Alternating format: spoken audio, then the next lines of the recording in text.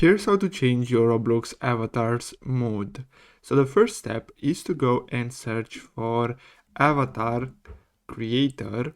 Now once we get here, we're gonna have to go to catalog avatar creator and then open this one up. So we just have to click on play, and then once we join this game here, what we're gonna have to do is simply go to saved outfits, and then we just have to create a brand new one. So here I'm going to name it test, then click on save, and then we just have to click on it and click on where.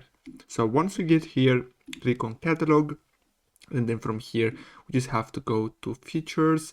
Then from here, as you can see, we have different options. So let's click on faces and then select free.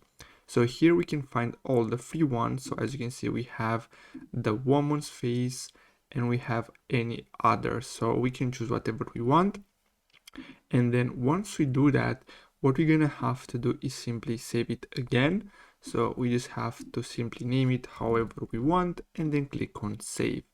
So once we do that, we just have to click on save to Roblox and then click on save as my Roblox avatar. Now we're gonna have to click on save to Roblox again, and basically we just have to click on continue, and that's it. So I hope you found this video helpful. Thanks for watching.